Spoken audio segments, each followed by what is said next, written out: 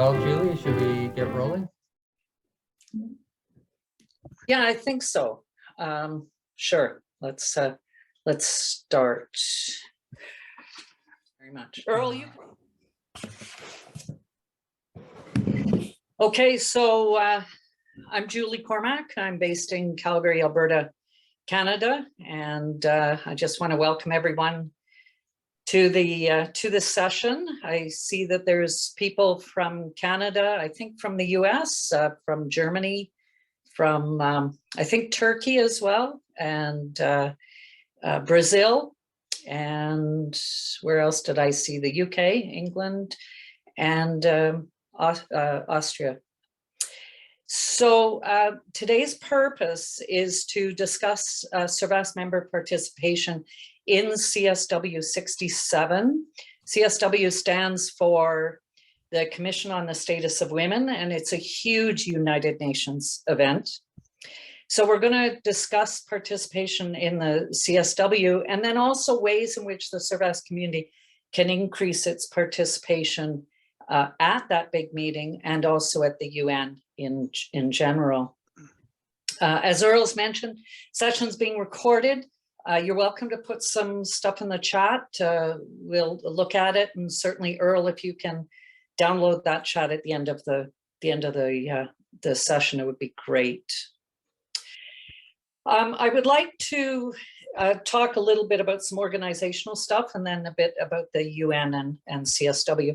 Kent Macaulay and I are co-hosting this event, and I will be doing a little bit of introduction, and then Kent will be introducing sort of the main body, and then we'll have two people, including Kent and I, Natalie and Rachel, both Servas US members, who will be talking about our experiences at the most recent CSW. We'll also have some breakout rooms, and really the goal today is to have conversation and get feedback on how Servas can build its participation in the UN and especially in CSW. Earl, can I have the next slide, please? So a little bit about the history of the UN. It's an international organization. It was founded in 1945, and at that time, right after the Second World War, there were 51 countries. Today, these countries and territories are referred to as member states, and there are now 193 member states. Can you click, Earl? Thank you. The purpose of the UN, it really has four purposes. One is to keep peace throughout the world, and I want to just digress a little bit here to say that as an international body that focuses on peace, the UN is very similar to Servas International. We're a global organization, and we want to focus on peace.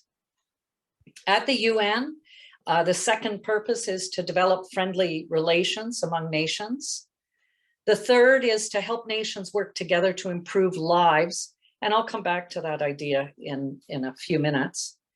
And here we talk about people who are impoverished, who are disenfranchised, so the poor, the hungry, those that suffer from disease or illiteracy, who don't have clean water, etc. And within that desire to improve lives, the UN really tries to encourage respect for each other's rights and freedoms.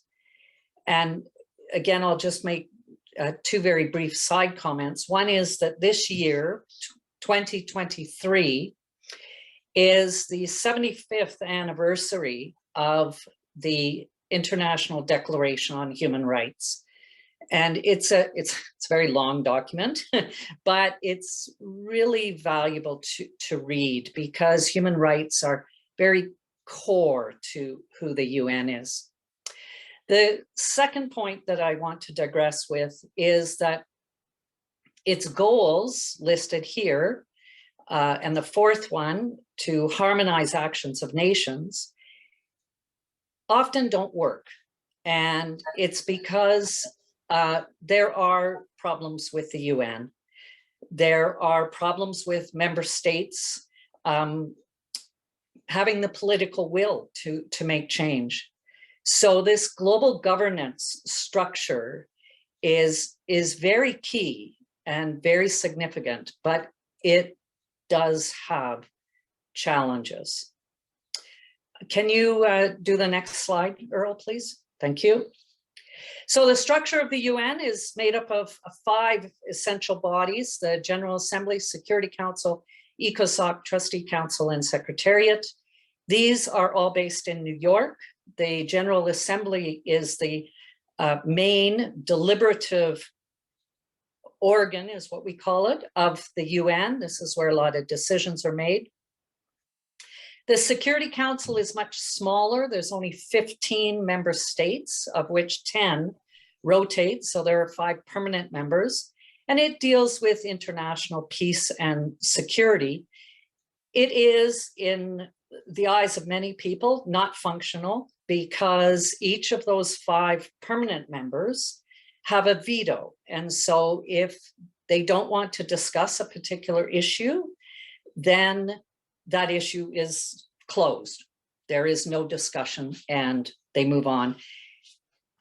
The ECOSOC, or Economic and Social Council, organ of the UN, also includes environmental issues. And this is where NGOs, or non-governmental organizations like Servas International, can play a key role. And this is also where CSW, or the Commission on the Status of Women, meetings fits. The Trustee Council and the Secretariat are more administrative bodies. And then the International Court of Justice and the International Criminal Court, they are based in The Hague I've just forgotten, Netherlands. And the Court of Justice deals with debates between countries, and the International Criminal Court prosecutes individuals. So again, there are challenges with UN structure, bureaucracy, and accountability and responsibilities. Earl, can you? Thank you. So there are 2 other locations for the UN. One is in Vienna, and its focus is on disarmament. And a lot of the issues are tied around the TPNW, or the Treaty for the Non-Proliferation of Nuclear Weapons. And I put ICANN here. ICANN is the International Campaign for the Abolishment of Nuclear Weapons. ICANN is not strictly a UN body. It's a much more of a huge international body, but I put it there because it's a reminder to say that last year, or the year before, I think it was last year, Servas International became a partner in ICANN. And this is a really valuable step for Servas International as an NGO. And then the other location is in Geneva. And this is where the Human Rights Council is. And the image that is in the background of this slide is actually the head office in Geneva. Can I have the next slide, Earl? So this is the last slide, but I'll talk a little bit after this slide as well. I want to focus on this improvement of lives. In 1990, the UN structured discussions dealing with the upcoming millennium, so the year 2000. And what they proposed was 8 millennium goals. These were, and you can see them in the bottom: food, education, gender, environment, etc. And these were to enhance discussion on these topics for these 15 years, to try to find ways within these topics to improve the lives of people around the world. Can you click, Earl, please?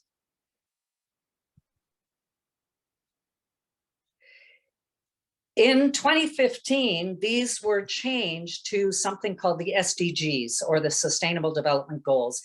And this is a UN initiative, and you can see that here we've expanded, the UN has expanded them into 17 goals. Very briefly, number 1, no poverty; 2, zero hunger. I'll mention 10, which is reduce inequalities.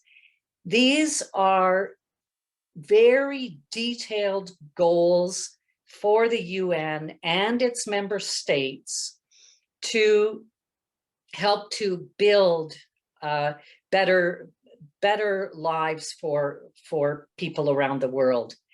And a lot of the discussion on the SDGs now is really we've not achieved very much. We still have huge and significant inequalities, huge poverty, hunger, lack of clean water, major climate problems. And so, but this is an attempt at the UN to move towards making the world a better place for people on Earth. Earl, if you could click once more. Goal number 5 is gender equality. And this is where the Commission on the Status of Women, or the CSW, actually fits. So CSW is a SDG 5 initiative as part of the 17 SDGs. I mentioned already that that CSW is a functional body within ECOSOC, and it is the second largest UN event after the General Assembly. A little bit of a framework about the CSW. It really is the place for NGOs and civil society to have conversations with member states, to have conversations with governments, to have conversations with UN agencies. It's an amazing 2-week event that runs in mid-March. And every year there is a particular theme. And so last year, this past March, this year, the theme was on technology and digital literacy. And so all of the conversation was tied to that. Next March's CSW will be on poverty, and Kent will be talking more about that. The way CSW is structured is that there are 2 major operating agencies tied to the UN. One is called UN Women, that run the very formal, the very official side of CSW. This is a UN agency that was created in 2010. And so these side and official events are very, very high level. It's where governments speak to governments, where UN agencies speak within themselves. During COVID, we could access some of these official and side events. And just on a personal level, I mean, I heard I think it was the president of Ireland speak at one of these, and also a couple of government ministers in Mauritius. And it really was quite an amazing opportunity to hear these voices. The second operational group that runs or organizes CSW is NGO CSW New York. And this is where the NGOs have a huge ability to contribute. And so to give you an example, this year, the topic again was technology and digital literacy. There were over 35,000 participants at CSW this year. It was about 80% virtual and 20% in person, and it will become more and more in person in future years. This is really a goal of this CSW is to really have all these communities come together and negotiate a set of conclusions that deal with the topic or the theme of that CSW. So next year's agreed conclusions or final statements will be dealing with ways to deal with poverty.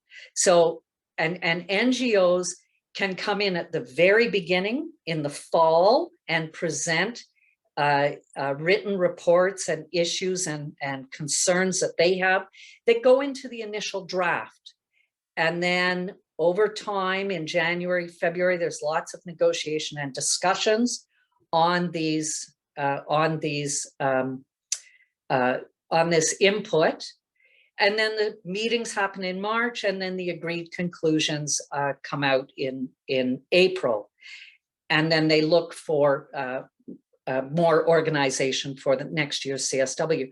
So it's a huge ongoing process. It is 8 or 9 months of every year. I guess what I really just want to conclude with is the point that Servas International is an international community whose mandate is peace. The UN is an international community whose mandate is peace. So I think we actually fit beautifully together. Kent, I think it's your opportunity to talk about CSW. Okay, well, thank you, Julie. And yes, Julie's given you a pretty good thorough picture of the UN and how it's structured. And she's quite right. Servas has a lot of overlap with the goals of the UN and seems like a natural partner within the UN in that regard. My name is Kent Macaulay. I'm Servas International's main rep to the UN in New York. And I'm also a Servas Canada member. I just have to say at the outset that I'm delighted that we have this wide representation of countries in, you may not know, but we have a person from Kenya in on this call, and a Servas member from Kyrgyzstan, from Turkey, from the UK, and then there are, I think, about 3 other Servas reps to the UN. Angelica in Vienna is with us today, and Beatrice in France, and Helga in Germany. So it's a nice cross-section for a good discussion today. So Earl, if you could go to my first slide and screen share that, please. So yeah, so let's start with the purpose of Servas. This is laid out in something of a mission statement for Servas. Nothing too surprising here. The emphasis is on world peace and understanding, personal contacts and connections among people of different cultures, backgrounds, and nationalities. So let's use that as our starting point for our discussion today, keeping that in mind. So next slide, Earl, please.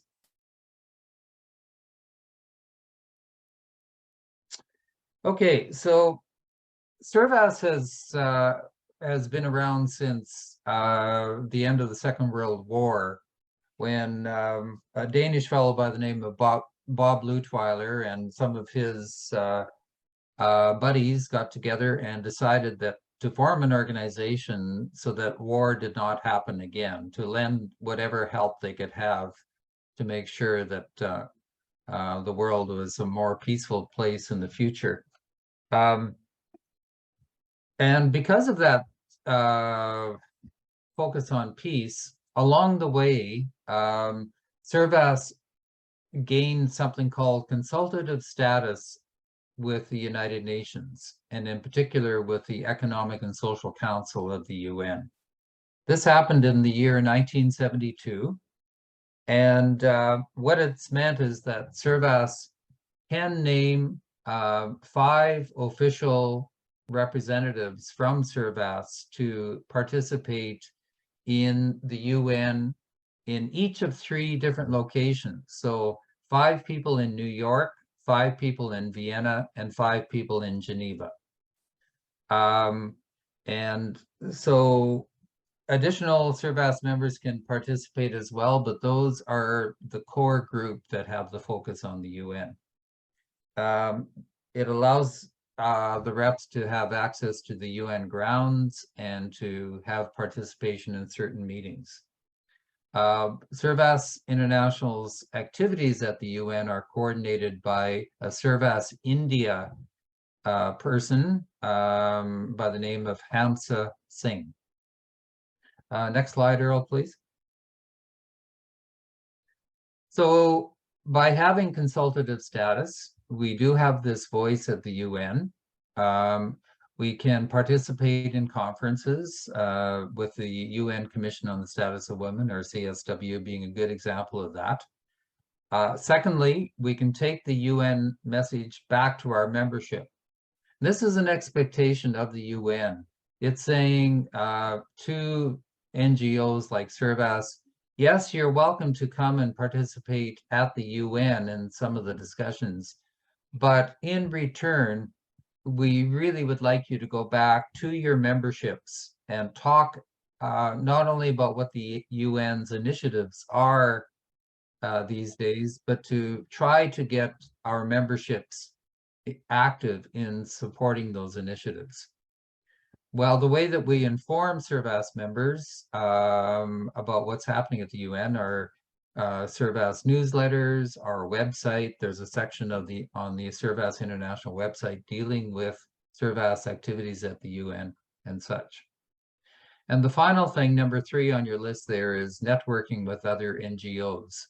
The UN Civil Society Conference is an event that took place regularly up to the time of COVID, and hopefully it'll resume soon.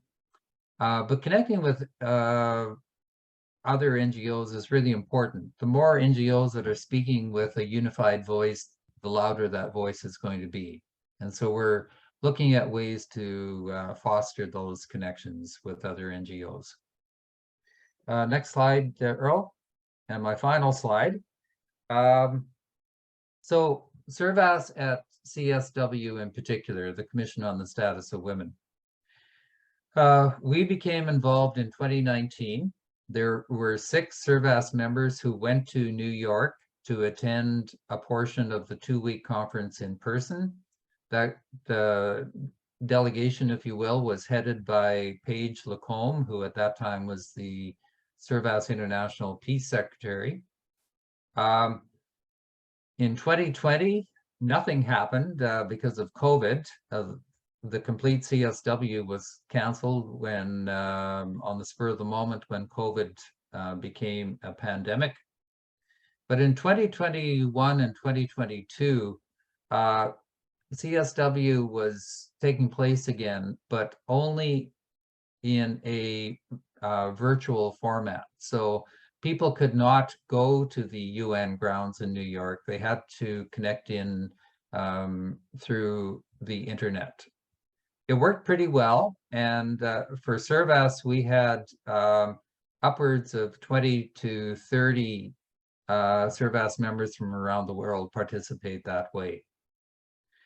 In 2023, the numbers went up higher. So we had 11 people in person, 11 Servas members attend New York in person for the first week of the 2-week conference in March, and 30 other Servas members connected in virtually. And a highlight was the fact that we offered a Servas event at CSW. And so this was a parallel event focused on 2 women in Afghanistan, talking about the plight of women and girls in Afghanistan. And as well, we got onto the topic of Servas Turkey's Peace School, which is an annual event held in July, organized by Servas Turkey. Julie Cormack was the the organizer of that parallel event, and it's available to be seen on Servas International's brand new YouTube channel as well. So I'll just mention to you that we have two other people on this call who were among the 11 people at New York. Natalie Petersen is in Salt Lake City, Utah, and Rachel-Elion Baird is in the state of Massachusetts, and they are going to share some of their reflections and thoughts. Then Julie and I will share some of our reflections and thoughts about CSW 20 this past March and our involvements and our takeaways from it, just to give you a bit of a more direct flavor as to what it was all about. So with that in mind, Natalie, I'll turn the floor over to you. Okay, you get this going here. All right, can you see my screen? Yes. Great. Okay. Well, hello, everybody. It's wonderful to see some familiar faces, and I look forward to hoping to be able to meet many of you through future work with Servas in the next coming years. So really grateful for those who took the time to join us today.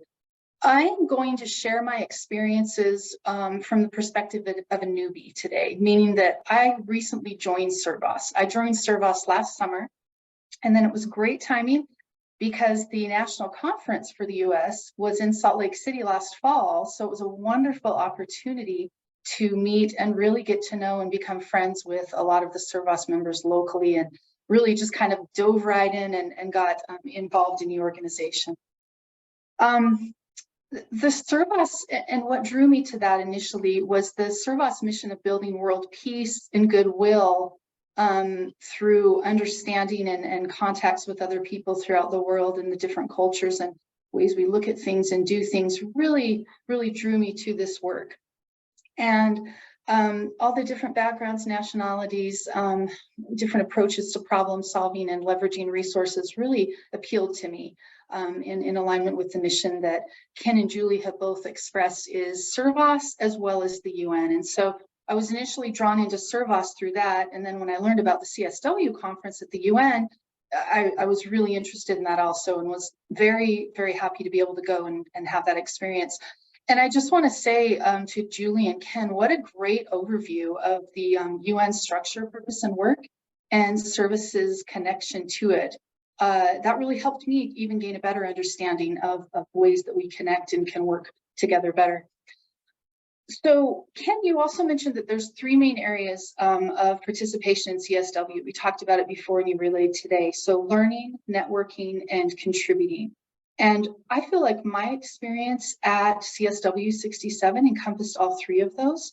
It was in different ways. CSW 67 was an amazing smorgasbord of opportunities with, and when you said that number, Julie, of how many attendees there were, I had no idea. That kind of blew my mind. So it felt like that. I mean, I know many were virtual, but it was a huge event, hundreds of events, thousands in attendance. And as they mentioned, technology was a tool in both helping achieve gender equity and hindering it. And it was really explored in detail, the dual aspect of that tool.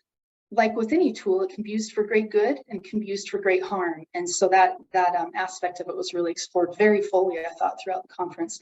So for me, as a newbie to Servas and to my first attendance ever at a UN event, it was wonderful. It was an expansive and novel experience. And I just remember that I've been forgetting to pass along my slides. Let me do that. I got too busy talking. I have some slides here that are just showing some different aspects of the conference. So there, the first, let me interject, was just the kind of poster for CSW. Here's New York City. We got to go by the Statue of Liberty every day from our host home we were staying in Staten Island. And I'll leave it on this one for a while. So my Servas colleagues and I, when we were at the conference, we took full advantage to participate in it, moving between the official, what were called side events at the UN itself, to the NGO-led parallel offsite events. And it felt like toggling from macro to micro, back and forth, from like really big policy governance structures and movements that impacted so many people, to going to these really wonderful smaller events that NGOs are working on throughout the world, and some really poignant and moving experiences that I had at some of those. So like I said, it kind of went from the broad perspective and formality of government bodies and really deliberative protocol involved in that process, to those more individual civil society events and discussions. And it really helped me understand, though, one of my main takeaways from the conference, which was how multinational and national legislation translate, and policies and resources translate into individual lives and the stories that go along with those. So one of my key takeaways was a deeper understanding of the complexity surrounding gender issues and how those larger political forces impact the progress or regression of gender equity.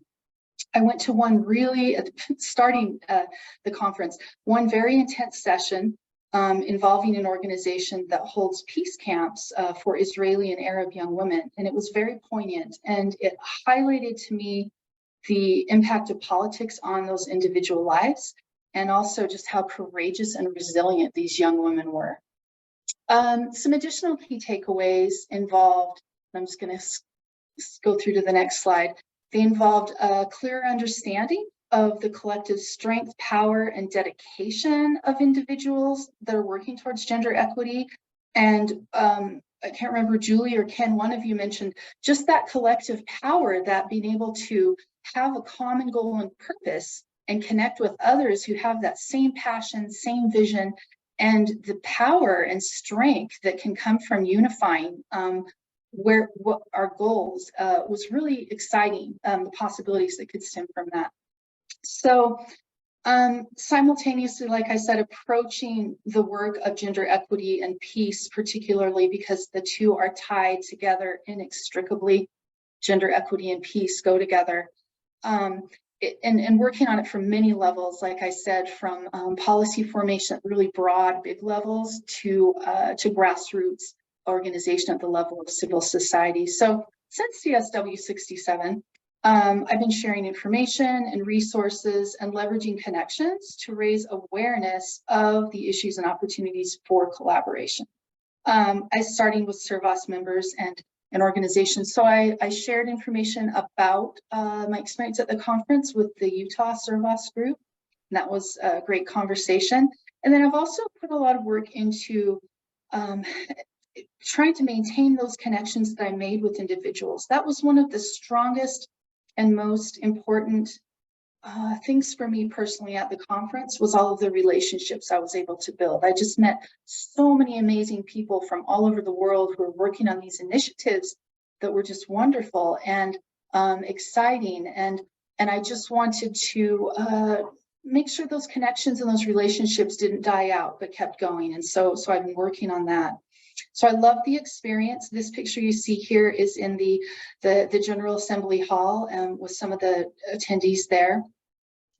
And then this is, I just have a few more pictures of different locations of some of the sessions. So you get a sense of kind of what it felt like to be in that space and to navigate the area that we went through during the conference.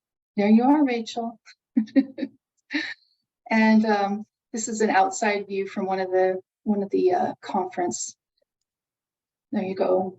You can see there a lot of the unity of the women working together in this particular session, and again, the General Assembly Hall. So, like I mentioned, connection with others was a really crucial part of this experience. The passion for and commitment to gender equity was really inspiring to me, and it gave me hope. Honestly, there were some of the sessions, which I think everyone attending could attest to, that were pretty heavy, addressing some very difficult, pervasive topics, but it was counterbalanced by the energy and the warmth and the resiliency of a lot of the women that I met with, and how they were moving forward in their different countries and respective areas to make change. And it really did gave me hope. And it was a wonderful opportunity to represent Servas and share information with Servas about all the people I met. And also, of course, meeting the people there and getting to know wonderful people like Ken and Rachel and Albany and others who may be on this call was really amazing experience. And this is one particular event that Rachel and I both went to.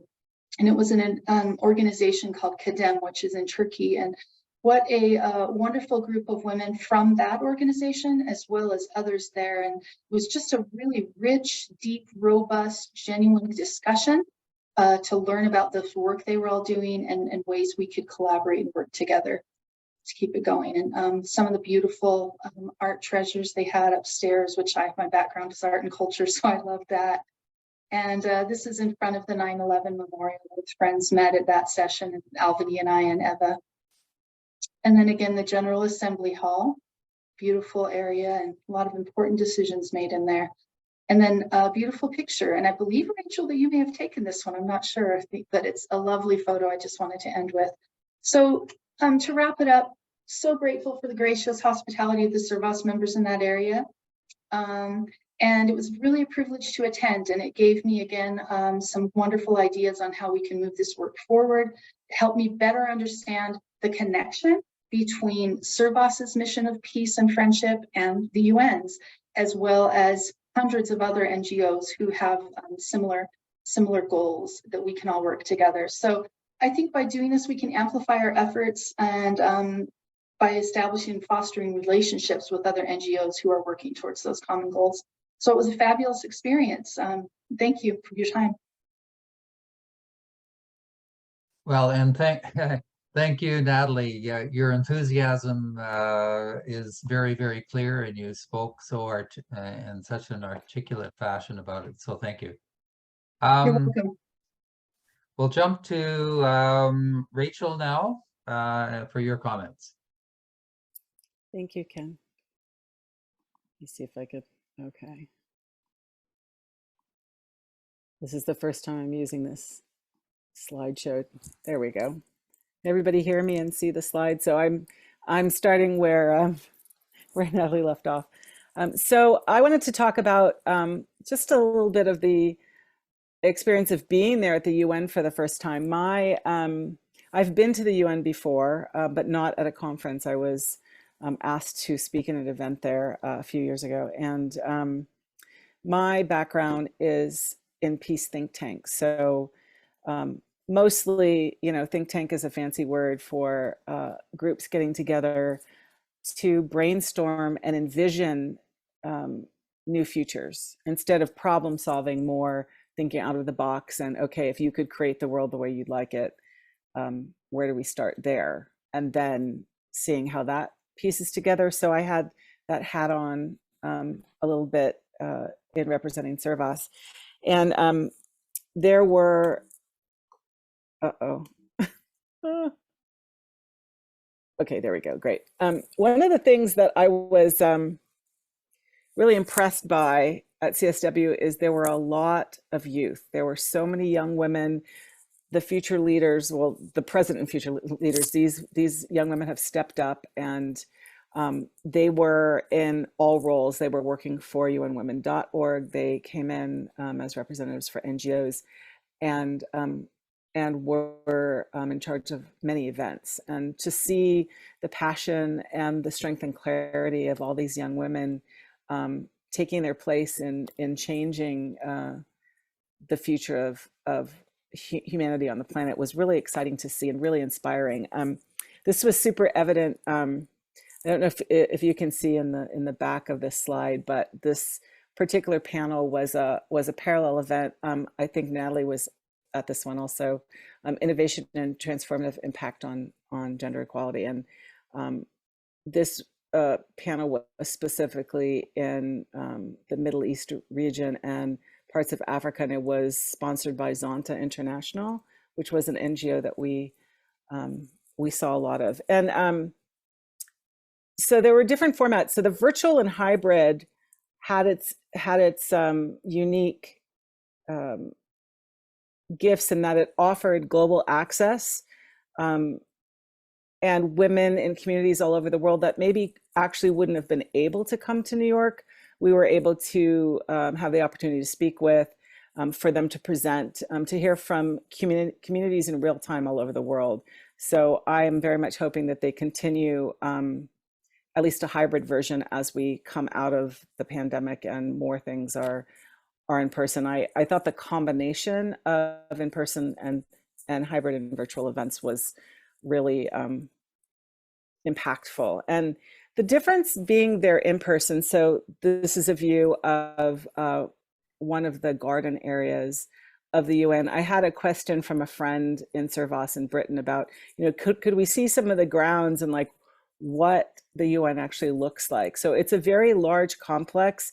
There is the General Assembly building, and then there's a connecting hall basically that connects to a high rise, which is their conference building. And there were a lot of side events, smaller conference rooms, and all of the offices are in that building.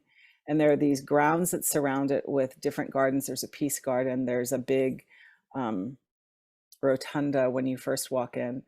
And then the parallel events were mostly outside of that in buildings that surrounded and were across the street from the main UN grounds.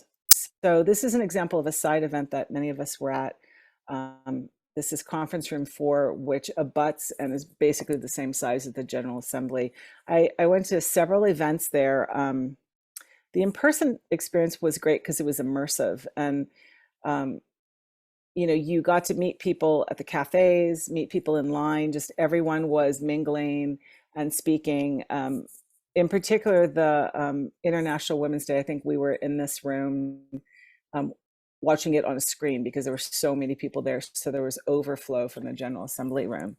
And just the opportunity to meet with hundreds of amazing women from all over the world and hear them speak. And it was very profound, and the access level in person and the ability to converse and connect. I mean, I remember waiting in line for this, and there was a group of women from the African continent that were standing next to me. None of them spoke English, and we just started connecting. We looked in each other's eyes, and we were all so grateful to be there together. And eventually, somebody came along who could translate, and we started a conversation. But I almost felt like we didn't need to. That there was the cultivation of connection and the spread of peace just in that moment. And that was one of my favorite experiences. Was that common humanity that we all share, and it was really palpable at the UN with everybody coming together to help with gender equity. Yeah, so let me forward this a little bit. So this is an example of a parallel event. One of my focuses was with Indigenous communities, and this is the panel. This was also in the conference building, a smaller conference room, and this was the Pacific Rim panel, where they were discussing how technology affected them. And I went to many, many panels, pretty much anything that related to Indigenous communities. Some of them were virtual and some of them were in person, like this one was. And the effects of technology really ranged. And there was the overview of peace, but as Natalie had referred to, some of the panels were very intense in hearing about how technology is impacting negatively. And then some of them were more think tank panels where they were created to discuss solutions. And so we had the side events, we had the parallel events, and then we also had meetups. And meetups were, some of them were planned, where you had to register. There were meetups that were created by unwomen.org where you had to sign up in advance and apply. And then there were spontaneous meetups where, groups ran a parallel event. And oftentimes the events were mostly presentation, and then maybe you had 10 or 15 minutes for discussion. And I found that oftentimes, people wanted to keep connecting and discussing. So they would create kind of instantaneous meetups where we would move the conversation to somewhere else and continue the discussion. And I found that was the most profound part of the immersion process of being there in person, was really being able to have these deeper dives in conversation with members of NGOs that are, on the ground doing the work to achieve these sustainable goals. And as a group, we went to a couple of meetups that I wanted to talk specifically about. There was the Condemn meetup, which was at Turkey House, and that was more of a spontaneous meetup. And this was put on by women entrepreneurs in Turkey, and really the discussion was more business oriented, more talking about the structures of each person's business and how we could network and help each other in supporting growth of business through technology. So that was a particular lens. And then several of us went to this Meta sponsored meetup, which was focused on technology. And we actually got to see models of how technological innovation can help online education in areas that have limited access, that have poverty, or also cyber stalking issues. There was a lot of discussion about how to solve some of the negatives that have arisen in technology globally. So some of these were very problem-solving oriented, which I felt like we actually got somewhere with it. So that was powerful. But my favorite meetups were meeting people after the panels, or waiting for the panels, or in the cafeteria. And, everyone is open and mingling, and you're having conversations and just finding out who you connect with. And I too felt like I made a lot of long-lasting relationships. And my big takeaway from this and how it all works, you listen to, in the body politic in the General Assembly, the actual structure and documents of the UN. And then in the side events, you get to hear a lot about the administration of them, studies, conclusions. I sat on a side event panel from the European Council, which was really amazing, where they were getting very specific about what was working and what wasn't working, and how to move forward. So these were sessions where they were not just giving speeches, they were actually doing the work of moving these issues forward. But in the one-to-one conversations is where I felt I could really talk about Servas's goals for peace through cultural exchange, and how it was actually happening there at the UN, and how everything distilled down to the NGOs and the people on the ground who were doing the work of accomplishing the goals of the United Nations, and how it all has to do with relationships, which is really where Servas is founded, where we cultivate these relationships and learn about each other.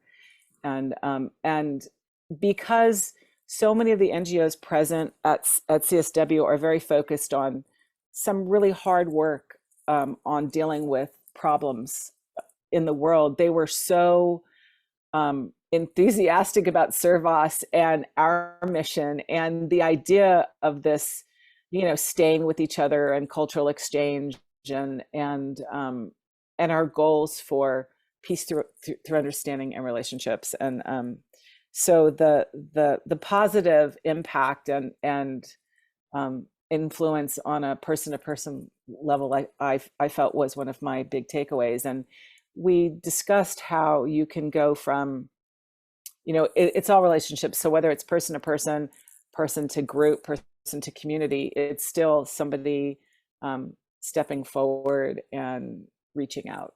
And that was happening every day and every moment at the UN during CSW. And the last thing I want to talk about is International Women's Day, which was a celebration of women.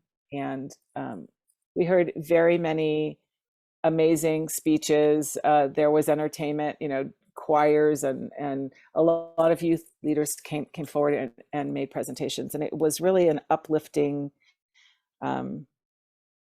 moving day. That was one of my big takeaways also personally, just being there in immersion at the UN, being able to experience being in that room and hearing what these people had to say in person I felt very empowered by it and excited to go forward and talk about peace some more and see how we can achieve it. So that was my experience, and yeah, thank you.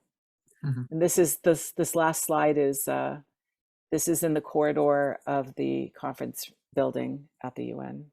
This beautiful painting of a dove of peace. Hmm. Okay. Thank you all. Okay, so much. lovely, Rachel. Thank you so much. And Julie, a few comments from you and Sure, thanks, Kent. I'm going to pick up on two phrases that one said by Natalie and one said by Rachel. Natalie said connection, and Rachel said common humanity. My experience was very much that. I was not in person. I've attended CSW 3 times. This year, last year, and the previous year, and I've done it all virtually. I'm hoping next year to attend in person. I am a Servas International UN rep to New York, and so Kent leads that group of 5.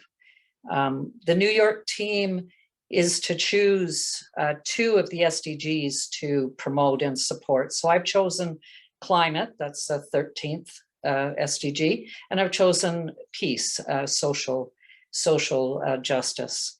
So the phrase that I would also add is partnerships. And I want to speak very briefly about sort of my virtual experience. I attended a lot of sessions.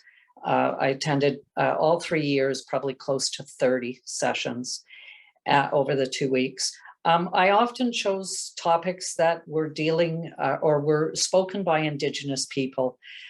So I heard from North Korean women who had been able to leave North Korea, horrible stories that I heard. I heard a lot of Arctic Indigenous people, the Sami of Lapland. I heard from Greenland. I heard from the Global South. I would hear stories from parts of Africa, parts of Ghana and South Africa.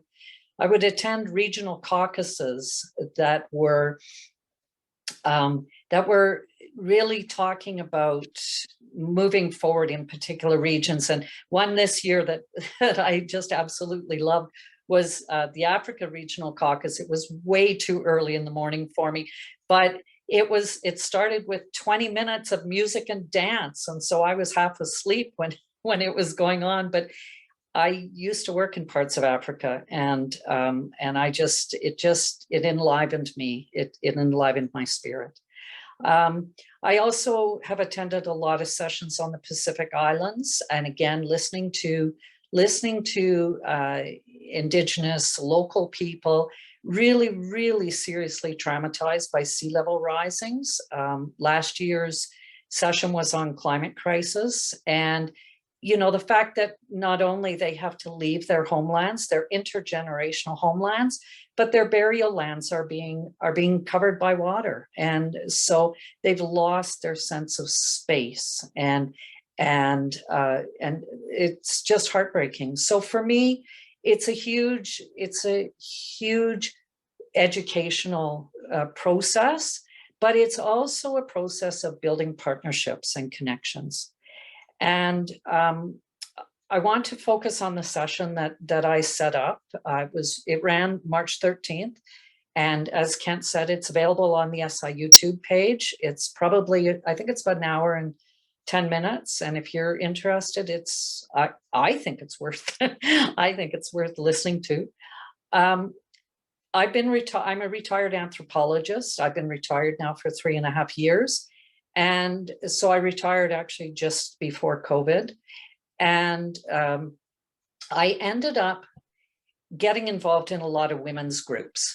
So the international women's groups, and I won't list them, but my interest is peace and as I say, climate crisis, and also global South voices, the voices of those who just aren't being given the chance to talk and to be listened to be heard. So part of my involvement with these other women's groups is I've been exposed to stories, and here I would like to help, here I would like to thank my very good friend Helga in Germany. She introduced me to an Afghan woman, an Afghan refugee living in Germany named Nazia. And Nazia was, Helga had met Nazia, and I had created for a Canadian women's group a session, sort of a conversation group. And Helga recommended that Nazia speak to the group, and Nazia told her story. She had been 4 months in Germany. She had left her family, and her story broke my heart. I cried after the story, and it was really, really hard to hear. And Nazia and I are still in touch, and we will meet someday. And then later that year, which was last year, later that year, I was part of another women's group, and I got introduced to another Afghan refugee here in Canada.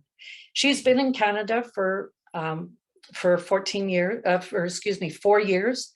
She came over on her own, leaving her family when she was 14. And again, her story just flattened me. And so in December, when I needed to register for CSW virtually, I thought, damn it, I promised to give these women a voice. I'm going to create a session. I'm going to give these women a voice. And so we did a lot of background work. We had 48 hours to do it. I needed to find a host. The host was Servas International, because I knew that I had people in Servas International that I could depend on to get all the application in within the 48-hour period. And I asked Kent to help me facilitate. And I wanted, neither of these two Afghan refugees are Servas members. So I wanted a Servas component. It made sense. And I'm very much supportive of peace and peace efforts. And I thought the Turkish Peace School. So I got in touch with Mehmet, and he and some other people, and they recommended a young lady named Salam. And I got in touch with her. She had been with the Peace School for 15 years, ever since it started. And I thought, perfect. And so she was on board. So I had our speakers. And then the Turkish earthquake hit and all the aftershocks. And Celine and her family were homeless. They were living in a tent, and she could not do it. And so I got in touch with Gulshan, who I had met when I was National Secretary of Canada, and I was at the Sakoga or business meetings in Korea. Got in touch with Gulshan, we started dialogue, and she kindly offered to be that third party. And so that was the session. And it continues to just warm my heart. I believe very deeply in giving all what I would call global South, and some people would question, the definition of global South, but these people need voices. I'll never forget those Pacific Islanders who told me that they lost their traditional burial grounds underwater. And so that's the history of this session. And so I thank not only Helga and the 3 speakers and Kent, but I help the people who helped me get that application in on time. And what it has all led to is partnerships. And so that's the component that I would like to add. So I have become very active in women's and peace groups. I've now got out of the background. I'm now speaking publicly. I'm working with an Afghan group here in Canada that supports Afghan refugees in Canada. I'm part of an Indigenous awareness group that we're talking about various topics, and I'm just continuing to try to get people who don't have that voice to speak, to be given that opportunity to speak. So I'm that little quiet organizer in the background, and if I can help in that way, I will. I find the CSW very powerful, and a lot of people criticize it like they do the UN, but I think bit by bit, structure by structure, talking to your neighbor, conversation starts with one person. We have the opportunity to move forward and change. Thank you. Very nicely put, Julie. Thank you. I'm just going to make a couple of remarks about my own experience with CSW in March. I attended the previous 2 years virtually, as did Julie. I soon realized that there's such a wide range of topics that are covered in such a literally hundreds of workshops offered and so on, that I really wanted to narrow down and focus on things that I felt I could learn about most effectively, the areas I had the most interest in, and so on. And there were two of them. One is, as a man, the whole question about how men and boys can work with women and girls to advance gender equality. And the second one, as a gay man, how to promote the fact that gender is very diverse. It's not a black and white, male, female type of thing, but instead it spans a real range of diversity and equality within that diversity. And so Earl has just put up a slide of some of the international organizations and umbrella organizations that are working in these two areas. So Men Engage Alliance is a very important global group that serves as something of an umbrella organization for a lot of country groups and regional groups around the world. Their website is there. Equimundo is another group that is doing a lot of direct work with men and boys and how they can actively promote equality among men and women, boys and girls. And then Outright International is the group that's doing fabulous work globally surrounding LGBTQ+ equality. Please consider going to those websites if you have an interest in these areas. There's wonderful work happening around the world by such groups.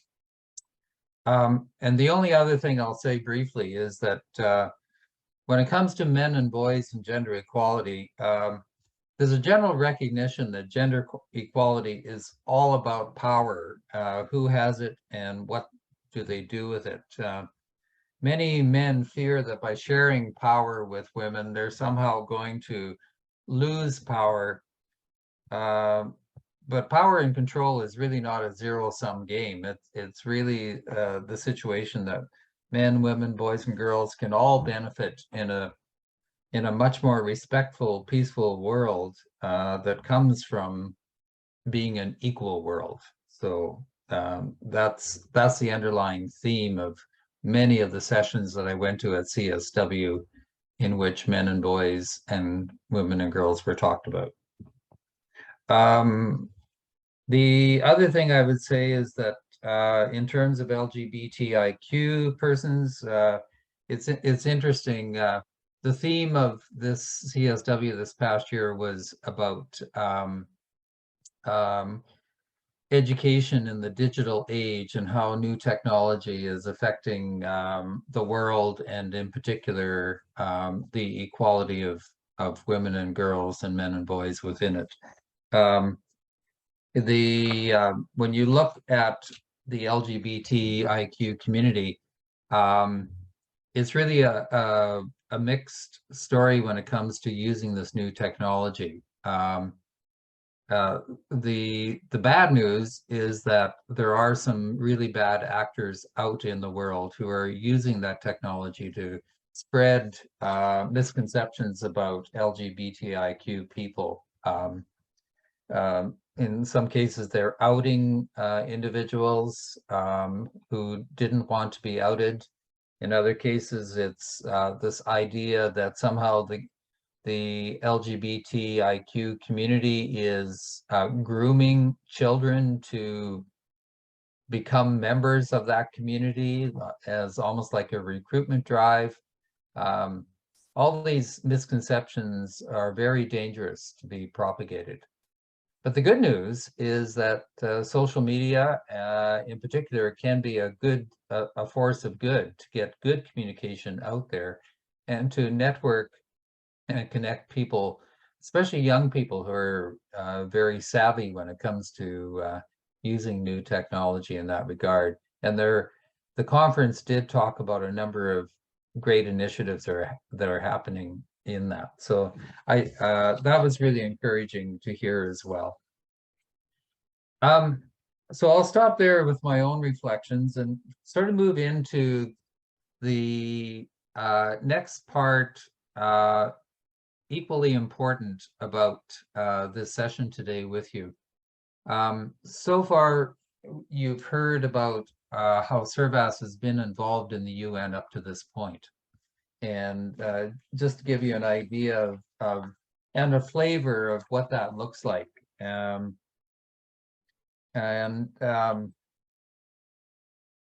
So Earl, I think there's the next slide, if you could call it up there.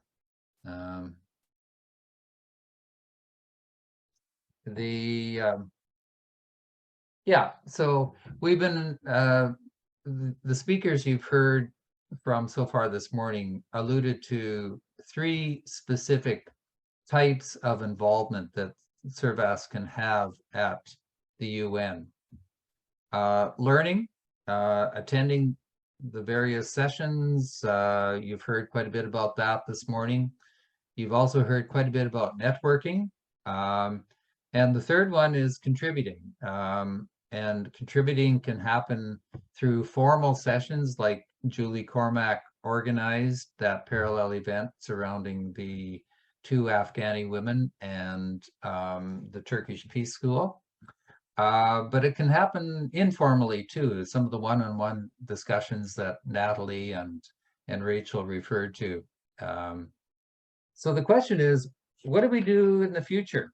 What do we want it to do? Well, if you're looking at CSW 68 in particular, the major theme next year moves to women and poverty.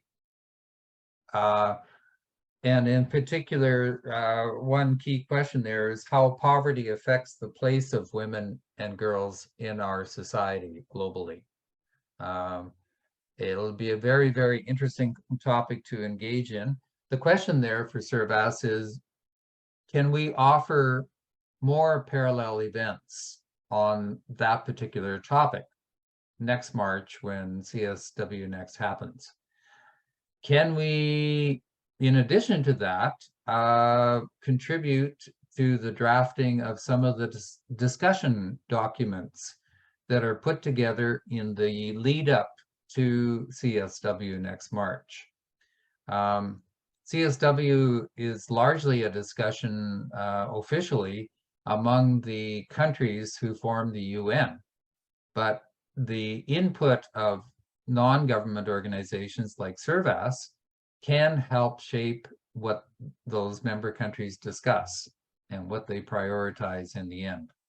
So, And again, for our purposes as a Servas organization, we try to talk about our promotion of peace. So what is the connection between us being a peace organization, us being concerned about equality, and us being concerned about poverty? And those are how those three things kind of work together and mesh together can help shape what direction we take over the next year.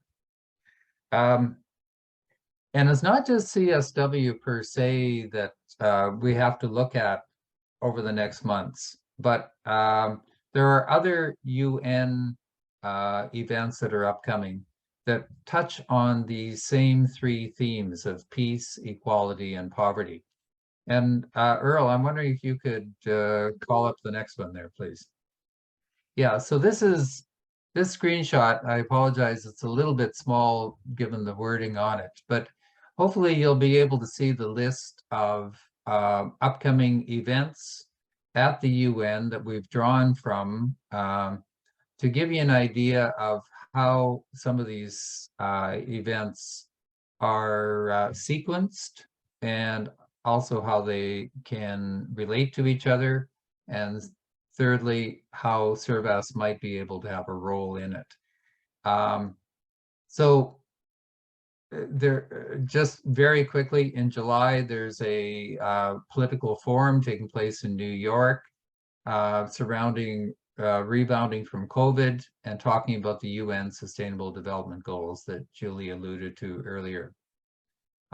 In Geneva in September, October is the Human Rights Council, their regular session again. Servas has an opportunity to present a written or oral statement.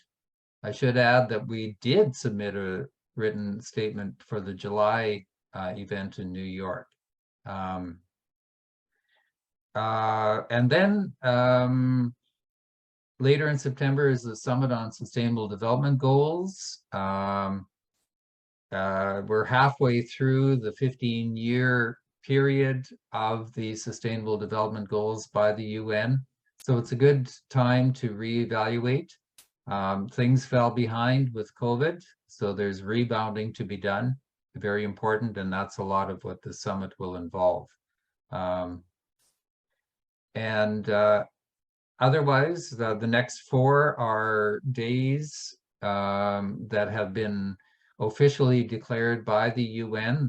These tend to be annual events, and the UN requests NGOs and other groups to consider turning the focus of their members towards peace and poverty and the environment and disarmament,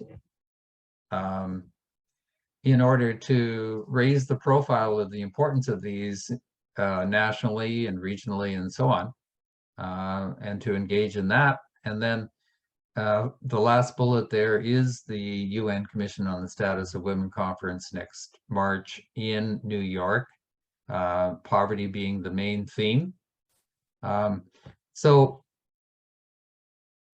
what we're going to do, given all of this, is we would like to hear and share ideas among all of you on this call about when you see a list like this, and when you think about the sorts of things you've heard earlier about our involvement in CSW this past March, what do you think Servas as an organization can offer? And what do you as individuals, members, can offer? So Earl, if you could switch to the next slide, please.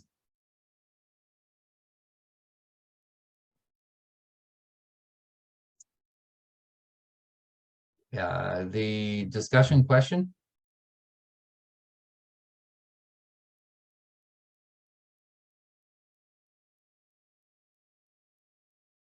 Oh, okay. Here it comes. Again, it's a little bit small, but basically it says, as a peace organization, in what ways would you like to see our Servas community and its members increase our participation at CSW and the UN generally? What we would like to do is to divide you into breakout rooms. We'll have 4 breakout rooms, about roughly 6 people in each one, 5 or 6 people in each one.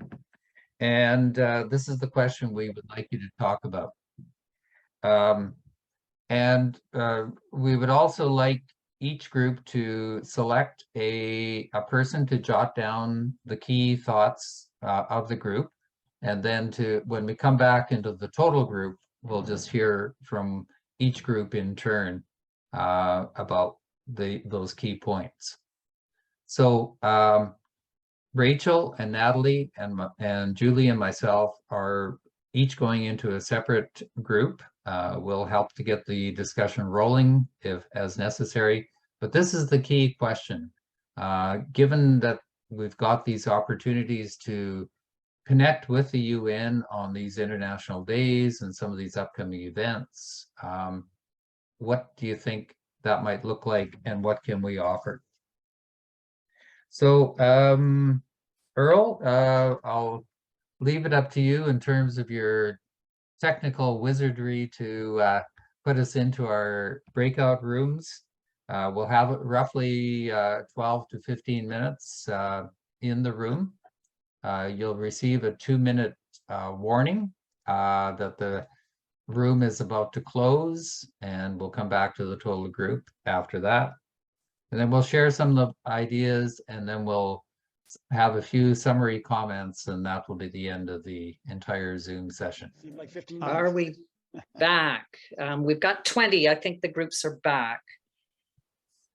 I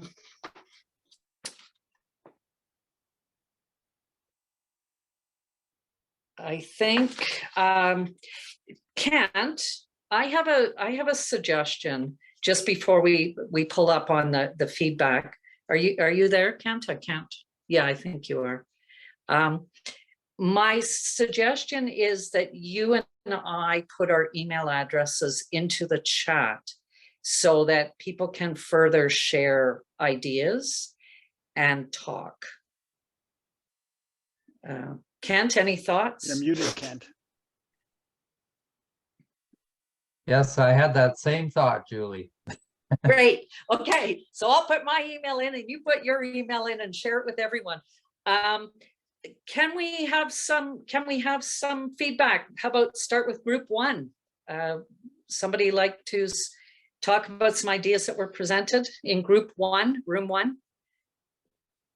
You know, Julie, I don't remember what our room number was, so I'm not sure which room we were. Go ahead. Maybe say a name of somebody who was in it. So Helga is our spokesperson. Go, Helga. Okay, Helga. Well, I'm spokesperson for group 3. I remember the number. Oh, okay. Nevertheless, okay, I start so we don't lose time. We were 4 people. Unfortunately, we could not hear or see Hans really, so we didn't get contribution from him. The ideas that came were to spread this meeting because it has really been useful to find out about UN and Servas and the link of the two. And once it has been spread to the national units of Servas, one could return with people who might engage in statements, parallel events, whatever. And concretely, because it was Evren in from Turkey, she had the idea that members of the Peace School could have presentations at a UN meeting and vice versa, that people who have been to UN meetings could present it there at the Peace School. And our last bit was more about Turkey itself and the situation there and poverty and how something could come in from that. So I leave that out at the moment. Thank you. Do you want to add anything? Did I forget something? Helga, I missed the first part. I'm sorry, I was writing. Could you just say the first part again, please? Well, it was spread what we learned in this meeting, which would mean the recording, spread it to Yeah. the national units, and then come back with input from the members there, even Okay. engagement. Great, great, thank you. I can go so next if you want. Somebody go ahead. Sure. So we were group 4. Yes. And the group wanted to focus on the third wheel of contribution. And the suggestions were having more parallel events, sponsoring more parallel events. And the statement was made that messages to members, you know, and newsletters aren't as impactful as hearing from us, and that it would be useful to have a register of speakers that, you know, we're available to speak at regional and national Servas gatherings. And I thought that was a great, and there was interest in a presentation at UN about Servas. In other words, Servas sponsoring a meetup about Servas where we can talk about our main objectives, our mission, and what Servas is about, and have organized outreach for Servas through that meeting. I think that's a brilliant idea. And the fourth point was the idea of to contribute by having organized Servas hosting of Global South delegates, just as we had organized hosting of the delegates from Servas, to invite, maybe even sponsor some Global South delegates to the New York CSW conference. And that was group 4. Excellent, excellent. So that was group 4. Thanks very much, Rachel. You're welcome. I was group 2. Dot, Oh. did you want to speak about group 2? Yeah, one suggestion was to write from individual countries, to write articles on situations that are of particular concern, such as climate change or inequality between the sexes, hunger. There are many themes that could be written about, and basically reporting what's going on in particular countries.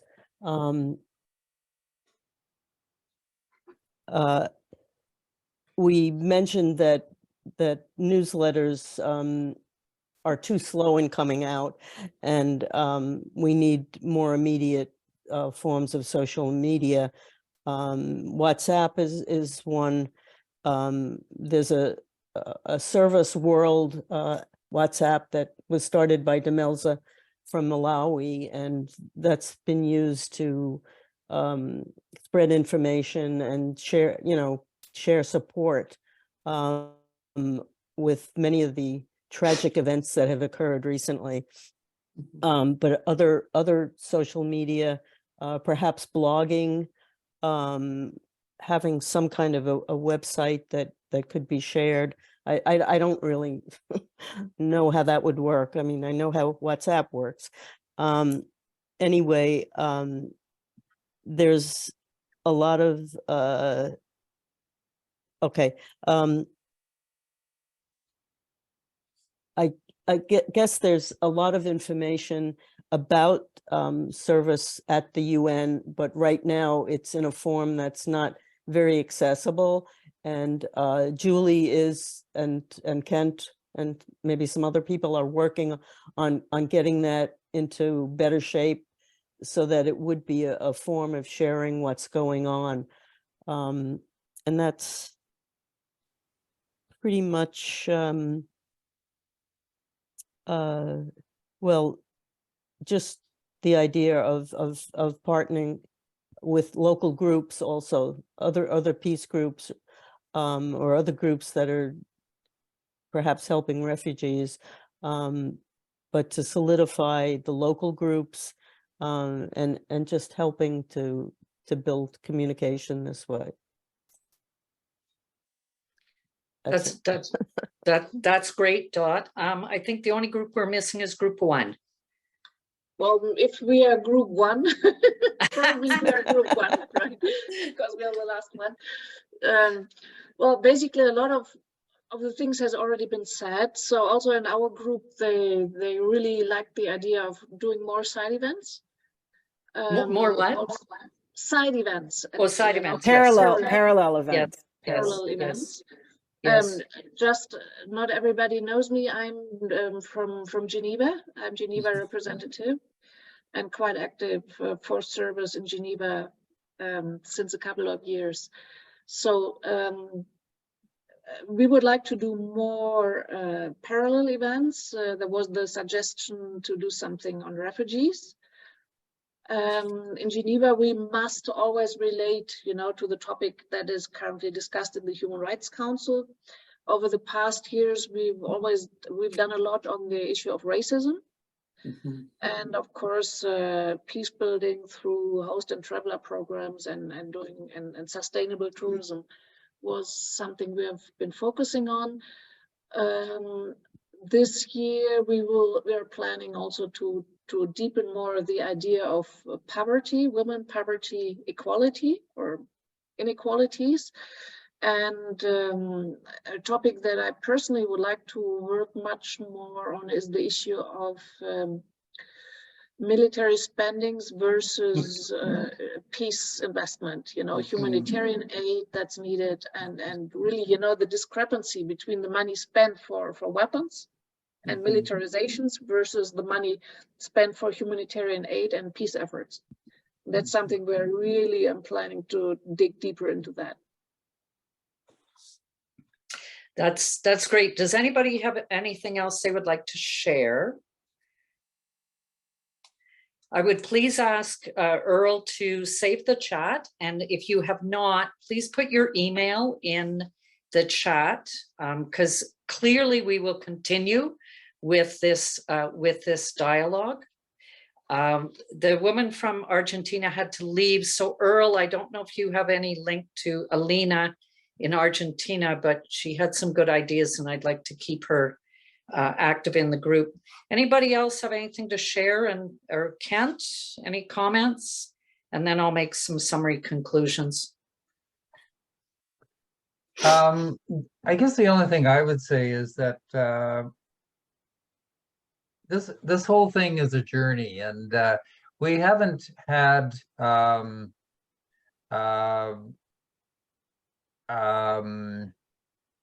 let me put it this way. We have a lot of potential at the UN.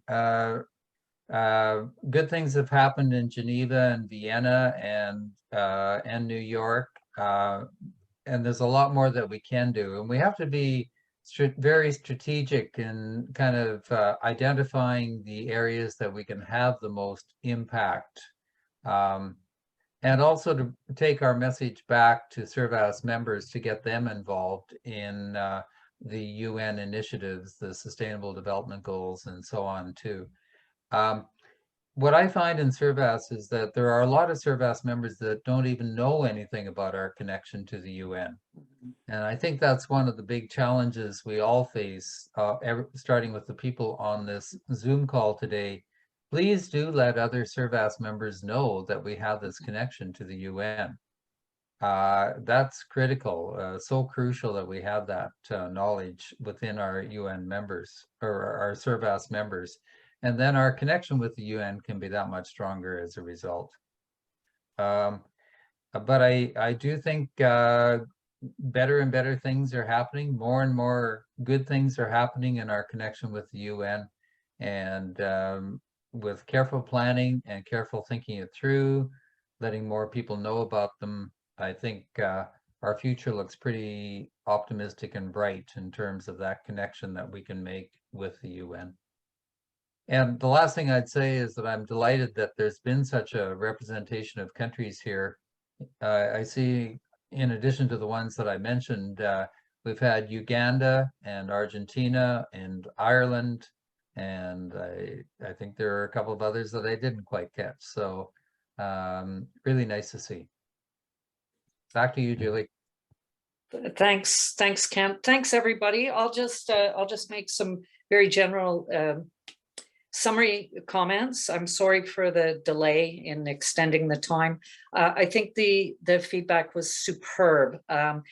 Personally, I would love to see this video on the SI YouTube channel. I think Kent and Earl and I may chat about that. And I also, there were two groups that said the newsletter is too slow. And you know, we need to look at some social media and some maybe a blog and the website. I did mention to my group that I was a participant in that a few of us are working on a proposal to update and make less cumbersome the Servas at the United Nations webpage. There is a webpage on the SI website. It's sort of hidden, and right now it's just 22 pages of text. And so a few of us are working towards restructuring, putting a proposal forward to restructure that and to rebuild that, and that will be a key place. I've had a couple of people send to me emails about wanting to be involved and wanting to connect, and I think that's fantastic. I also really like the idea of a list of speakers. Very, very important. I mean, clearly, and Kent and I talked about this when we were organizing this session, clearly we, you know, Servas sees the value of this, and we just need to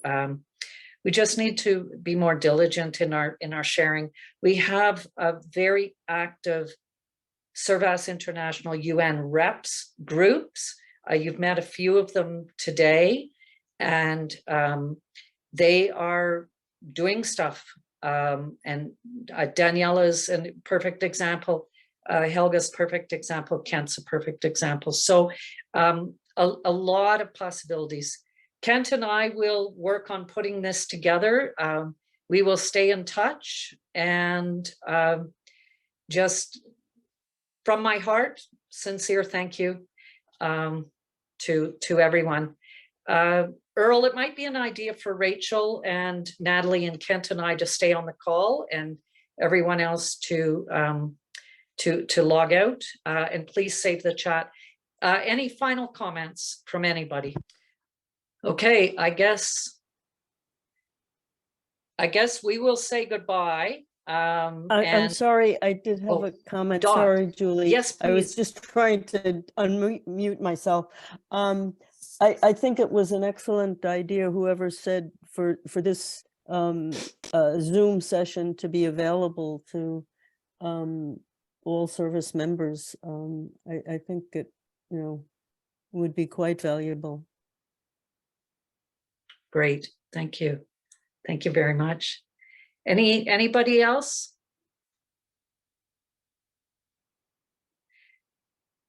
I think